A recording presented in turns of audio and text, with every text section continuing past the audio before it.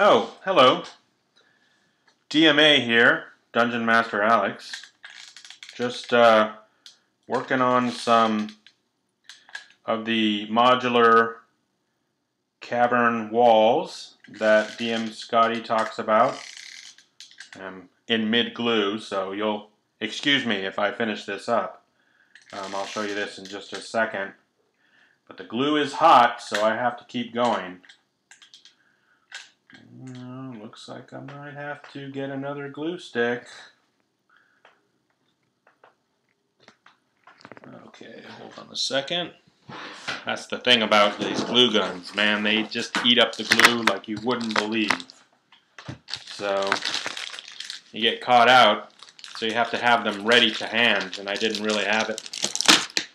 In any case, another glue stick. Stick that in. And I'll finish this one off. There we go. That's good. So yeah, just finishing this up. Okay. Let's give it a... I just finished gluing the bottom of that. So I'll let that one cool down. As you can see, I've got some other ones here. It's kind of in mid-project here. There's the glue on the bottom. So it gives it that kind of rough text, or that rubbery texture that Dungeon Master Scotty talks about. So, in any case, I've been getting a lot done. Sorry I haven't posted any videos recently. Unfortunately, I've been occupied with RL, and so that's taken me a few weeks to get back to doing this stuff that I appreciate so much. But I have completed a bunch of work. So as I showed you previously, I had these doors here, and I don't know if you can see those very well. Here, let me get a little light so that you guys can see. Yeah, so there's a door with iron banding on it, so that's completed. And I've got three of those, and then I've got these doors with just the wood banding. So I'm making different kind of different doors that the players can encounter. So there's that one, and actually this one right here actually needs a little bit more. I need to do some detailing along the glue point where I glued it to the base. So there's that. So there's four of those, four of the holy wood doors, three of the ones with iron banding, and then here is a stone door with the iron banding around the edges, but otherwise just made completely of stone. And it turned out all right. I wasn't too happy with it, but it'll work. And then for the ultimate door to defeat my players so that they can't get through, I've got these metal doors. So there's those. And then also, I went ahead and made some wispies, like DMG. They're everywhere. So I went ahead and made some double doors. So these go together, and then you can just open them up. So they open up. So that's the double door with stone, made of stone. I haven't made any out of wood yet, because I don't know, they just don't seem like, if you're going to do a double door, it seems to me like if you're building doors like that, then you're gonna build them out of like wood or metal. I mean, that seems more likely. So, and then I've got this right here, which is a steel door, but it has this cool little kind of locking mechanism that I'm going to detail out, and it goes together. And then on the other side, I can show you. On the other side, it's just these two metal panels. But yeah, that detailed locking mechanism it's gonna be nice, you know. So it's gonna be a door that they really have to make some skill checks to try to get through. Hours. So that's my computer telling me what time it is. So that's great. Completed the doors. I've got a lot of doors now, and don't have to worry about that. The other thing that I have completed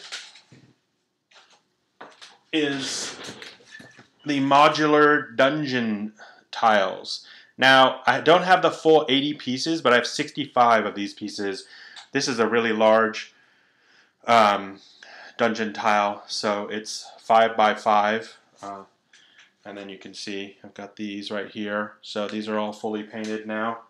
And then another piece right here. Here's a T-junction. So yeah, so I can show you very quickly. There's a pile of it right here. So I don't know if you can see that. Yeah, there you go. So there's a pile of dungeon tile, and that's 65 pieces. So that's 65 pieces, and you know, I mean, it's not that much. It doesn't occupy that much space. So the great thing about this 2.5D is that you're saving on a lot of space, and it's really, really light. I mean, you know, I can lift all 65 pieces, and this maybe weighs 2 pounds, maybe not even that, you know, 3 pounds maybe. So it's really light, and you can see like it all goes together really easily and stores very easily. So that's pretty amazing, because you know, I mean, I've heard stories about the Hearst art stuff, and it's not, you know, you have to store it in big plastic tubs, and it's heavy, and you got to, when you're moving it around, you know, you have to set it up, because it's, you know, it's just so difficult to kind of, logistically speaking, it's so difficult. So, and again, I'm thinking things like that modular those dungeon tiles, and then these modular cavern tiles that, you know, that I've been working on. These aren't fully painted yet. They still need to be dry brushed and further painting to make them really kind of pop out and look like real stone. So and then of course I'm in mid-project with a lot of other things. So you know, work here. I don't know if you guys can see those. Offset this light a little bit.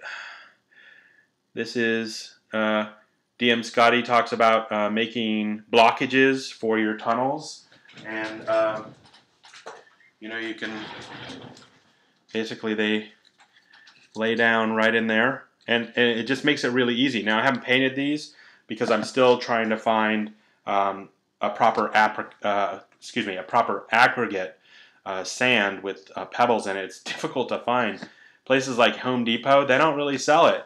They sell, you know, some sand, and then they sell large pebbles. So it can be difficult getting that kind of mixed aggregate, that the natural look that DM Scotty talks about. It can be difficult to get it at big box stores like Home Depot. But I'm probably going to go to a place where they sell you know, large quantities, and you can fill your bucket, like at least in the Portland metro area, you can fill your 5-gallon bucket for $1.50. So it's still really cheap. And you know, I mean, a 5-gallon bucket, you are never going to use all of that. That's a lifetime worth of mixed aggregate. You just, you know, unless you're making humongous amounts of dungeon terrain, then you're never gonna use it all up. So, and then you can use it for gardening projects. So, in any case, so that's where I'm at. I know this video was a little bit long, but hope that was informative, and keep you guys up to date about what I'm doing.